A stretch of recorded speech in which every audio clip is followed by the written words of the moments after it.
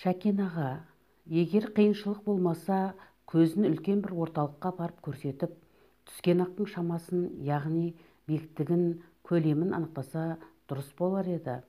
Жақсылап сөйлессе, мүмкіндік бар сияқты дедім, көзім жетпесе де қыздың көңілін қимай. Гүлжамалдың қуанғаннан әлпеті алаулап, жаңа от алған жалындай жайнап кетті. Осы кездегі оның реңі тіпті көзіндегі кемістігін де білдірмей, тамаша келбеттеніп тұрғандай еді. Аузыңамай, Данияр шырағым, айтқаның Алла тағаланың құлағына шалынсын. Мына мал сорттау біткен соң Ташкентке апарып тексертіп келермін, деді Шәкен аға ойлы келбетте. Әйелі жақтырмаған сияқтанып төмен қарады. Көзінің қиығымен маған тесіле қарап отырғанын байқадым. Мен қош айтысып, мотоциклімді оталдырып жүріп кеттім. Япыр-ай, дедім жолда келе жатып ойланып. Осы жеңгей бір жұмысқа әрекетке бармаса болар еді. Көз қарасы көрермін сендерді дегендей жаман ғой. Бағанағы мәйменкелеу әшейін емес пе екен? Мал сорттау біткен соң 10 шақты күн өткенде Шәкеңе жолығып, әнеу күнгі әңгіме не болды десем, әзір жағдайым болмай тұр деп күмілжіді. Егер бір өзім десеңіз, мен бірге барайын десем, әзір қоя тұрайық, тағы біраз ойланайық дейді. Дедім сезіктеніп. Жеңгей Шәкеңді үгіттеп өз жағына бұрған екен ғой. Әттеген-ай, Гүлжамалдың жағдайы не болады енді? Енді олар қолданатын бір-ақ тәсіл бар. Олар қызды еріксіз алып қашады. Сөйтіп, жаңағы ағасының қойнына бір күн салған соң, қыз сол үйде қалды дей бер, деп топшыладым. Бұған қалай кедергі жасауға болады? Ебін тауып қызға жолығу керек. Осы мен не деп ойлап отырмын? Ағайыны емеспін, туысқаны емеспін. Бала, сен біздің үйдің тірлігіне араласпай, жайыңа жүр десе не деймін? Араласуға хақым жоқ қой. Бірақ әнеу күні қыздың көз қарасын, жасқа толы жәудіреген қиыла қараған жанарын қалай қиып бейтарап қалуға болады? Дұрыстап емдетсе болатын жазылатын сияқты.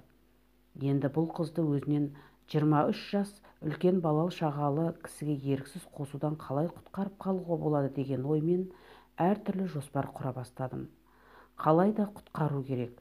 Мейлі жақсы көрейін, жақсы көрмейін. Таза адамгершілік тұрғысында жәрдем етіп, оны міндет етпеуім керек деген шешімге келдім. Қыз тәуір болып кетсе, өз жүрек қалауы білсін, жасаған жақсылығым Құдайдан қайтсын деймін ішімнен. 3-4 күн өткеннен кейін совхоз орталығында Шәкен ағасымен жүрген Гүлжамалға жолығып қалдым. Амандасып, Шәкен ағамен әңгімелесіп тұрып, Гүлжамалға әңгіме бар дегендей белгі бердім. Ол маған көз алмай қарап тұрғанын бірден түсіндім. Бір кезде Шәкен аға тысқа шығып алайын деп әудем жердегі әжетханаға кетті. Жағдайың қалай, дедім Гүлжамалға. Жаман емес, сізге рахмет, апам бұрынғыдай емес, тіпті мүләйім сөйлейтін болды. Әңгімесінде бір астар жоқ па, жымысқы бір әрекет сезген жоқсың ба? Мысалы, сені алда барбап, әйтпесе күштеп, әнеу күнгі ағасына қашыртып жіберу мүмкін емес пе? Онысын байқамадым, деп Гүлжамал ойланып қалды. Шынында да кейінгі кездері апамның мінезі өзгерді, бір түрлі мысқыл кейіппен қарайтын сияқты. Байқа әйтеуір, мен қалайда саған көмектесуге бел будым, бірақ ескертіп қояйын, ішкі есебім жоқ, тек адамгершілік тұрғысында. Ал сен Шәкеңнен қалайда Ташкентке барып тексертіп келуді үстіне өтіне бер. Осы айтқанымды орындасаңдар, айтқандарыңды орындау мүмкін деп дәмелендіріп қой апаңды. Ашық айтпа, астарлап айт. Жол білмеймін десе, мені ертіп барсын, бірақ мейлінше сақ бол әйтеуір, дедім Гүлжамалға. Шәкен қасымызға таянып қалған еді. Қыз тек басын изеп үлгерді. Тағы 5-6 күн өткенде Шәкен, Гүлжамал, мен үшеуміз Ташкентке жолға шықтық. Гүлжамалдың көзін Ташмеге көрсеттік.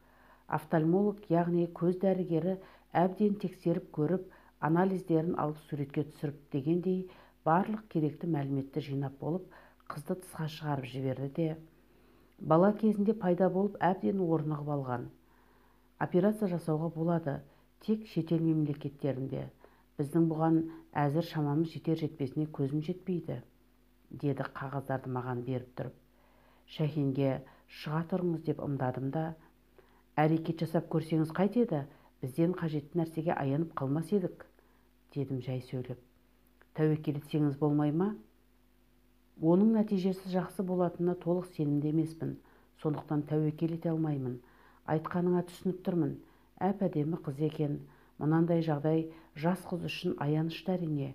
Егер мүмкіндікке толық көзім жеткенде, еш нәрсенің қажеті жоқ, сауап үшін операция жасар едім, деді егде дәрігер кісі шын пейілмен. Одан әрі асқынбас үшін 2 ай алатын укол және ішетін бір дәрі, тамызатын бір дәрі жазып берейін. 2 айдан кейін әкеліп бір көрсетіп кетіңдер. Ол кісі рецепт жазып қолыма берді. Тексерілген қағаздарды, суреттерді де маған берді. Қалтама салып алдым. Сыртқа шыққан соң дәрігер жазған қағазды көрсетіп, Шәкен ағаға, мына уколды үзбей 2 ай алуы керек екен, мына дәріні ішеді, мынаны көзіне тамызады. Бәрі біткен соң әкеліп және көрсетеміз. Операция жасауға болып қалу мүмкін деді, деп өтірік қосып жібердім. Қыздың рухын көтеру үшін бір жағы 2 ай болса да апасының жұмысқа жоспары іске аспайтын болды деген оймен айттым өтірікті. Құдай өзі кешірсін. Сонымен 2 ай мерзім алған сияқтымыз. Білмеймін, апасы дәріні барған жерінде де алуына болады деп өз жоспарын жеделдетіп жіберуі де мүмкін. Дегенмен үмітсіз шайтан деген ғой, оған дейін бір амал табылар деп ойланамын ауылға келе жатып. Совхоз орталығындағы ағайындарының үйінде жатып Гүлжамал уколдарын салдырып жүрді. Күнде күнара кездесіп сөйлесіп қоямын. Көңіл күйі жақсы. Кейінгі кездері менімен кездесуге асығатын сияқты.